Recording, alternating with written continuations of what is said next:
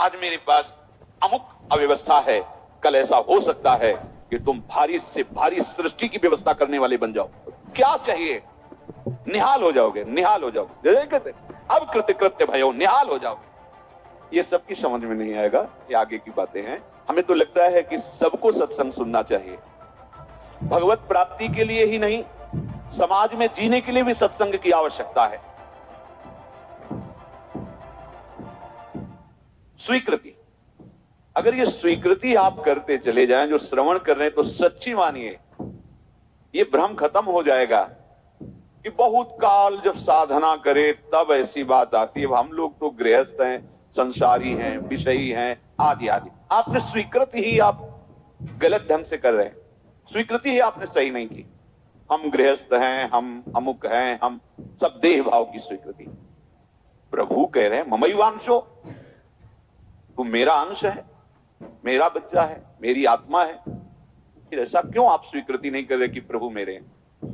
सच्ची मानिए प्रभु ही अपने हैं। सच्ची मानिए प्रभु ही हमें बहुत प्यार करने वाले मित्र मिल गए, नहीं तो कोई नहीं है, केवल भ्रम है। मानो प्रभु की बात को मान लो, निहाल हो जाओगे। वो इसीलिए बोल रहे हैं, इसीलिए बोल रहे हैं कि हम निहाल हो जाए, परमानंद में मगन हो जाए। प्रभु अर्जुन जी को कह रहे हैं सुख दुखे समय कृत्वा लाभा लाभो जया जयो। ये कर्म भूमि है, हमारा यहां जन्म हुआ है। अपने शुभ और अशुभ दोनों कर्मों को मिटा करके वो परम लाभ जो किसी कर्म से नहीं होता वो हम करें। वो कौन सा कर्म है जो हमें परम लाभ देगा? तो कह रहे हैं जय और पराजय में समान भाव रखना ही वो समता रूपी महान धर्म है जो तुम्हें बचा लेगा। बड़े से बड़ा शुभ कर्म भी फांसी ही है, चाहे सोने की जंजीर से फांसी लगाओ और चाहे रस्सी से फांसी लगाओ, मरोगे तो है ही। ऐसे शुभ कर्म भी फांसी ही है, लोक लोकांतर में भटकना होता है, विश्राम नहीं होता। और अशुभ कर्म तो है ही, कहना क्या है उसका? हर शरीरधारी से ये दो प्रकार की क्रियाएं होती ही हैं। कहीं ना कहीं शुभ कर्म होता है, कहीं ना कहीं अशुभ कर्म। कोई ऐसा नहीं है जो इन दोनों कर्मों से युक्त ना हो। बड़े बड़े ज्ञानी जनों के शरीर के द्वारा भी ये दो क्रियाएं हो जाती है, पर वो अपने को अलग कर चुके हैं। वो अपने स्वरूप में स्थित हैं, कर्ता भाव रहित हैं, इसलिए न शुभ उनका स्पर्श करता है, ना अशुभ स्पर्श करता है। वो जान के कोई क्रिया नहीं कर रहे, संकल्प करके क्रिया नहीं कर रहे, स्वाभाविक हो रही। अब उसमें कुछ भी ऐसी घटना घट जाती है तो उसके वो करता नहीं है। इसलिए कहा गया कि जो आत्मज्ञानी महापुरुष, अगर उसके द्वारा बड़े से बड़ा शुभ कर्म हो जाए तो कोई उसका पुण्य फल नहीं होता, और बड़े से बड़ा कोई पाप कर्म बन जाए तो उसका कोई अपराध नहीं होता, क्योंकि कर्ता भाव से रहित है।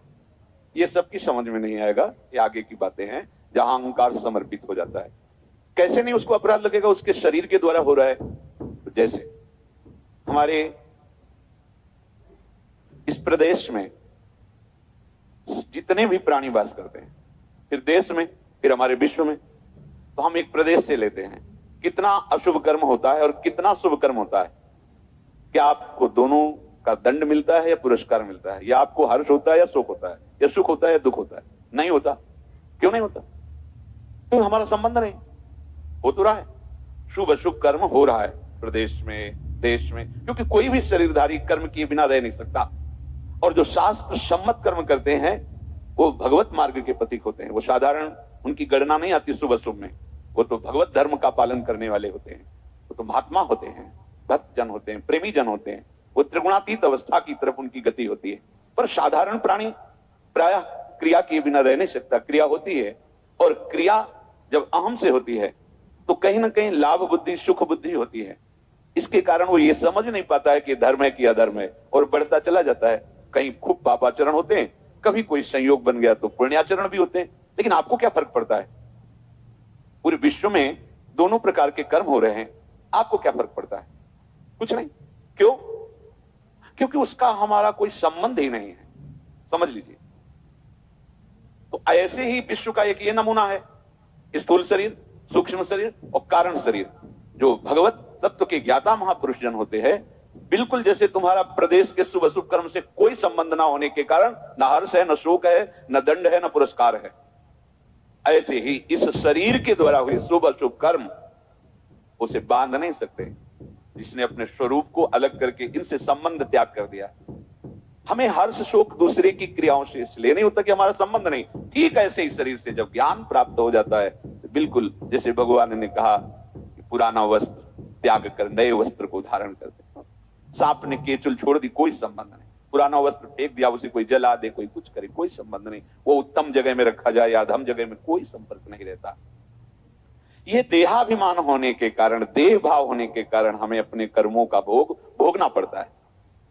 अब हमको जो भगवान उपदेश कर रहे हैं कि इस कर्म जाल से कैसे मुक्त होना है, क्योंकि अवश्य में भोक्तव्यम कृतम कर्म शुभाशुभम, भगवतवाणी, भोगना पड़ेगा निश्चित।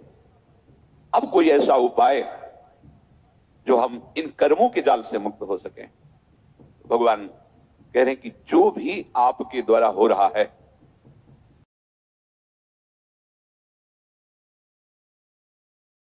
कि जो भी आपके द्वारा हो रहा है, पहली बात तो जो कर्म हो रहा है वो प्रमाणित होना चाहिए, गुरुजनों के द्वारा शास्त्र सम्मत। मनमानी आचरणों की यहां चर्चा नहीं। यहां जो है तस्मात् शास्त्रम प्रमाणम दे, आपका कोई भी कार्य बिना प्रमाण वाला नहीं होना चाहिए, मनमानी नहीं होना चाहिए। उसका प्रमाण किसी संत ने कहा है, आचार्य ने कहा है, गुरुदेव ने कहा है, भक्तों ने ऐसा कहा है, ऐसा हमारे बुजुर्गों ने कहा है, यह प्रमाणित होना चाहिए। अब उस कर्म का अनुष्ठान करते समय हमारे हृदय में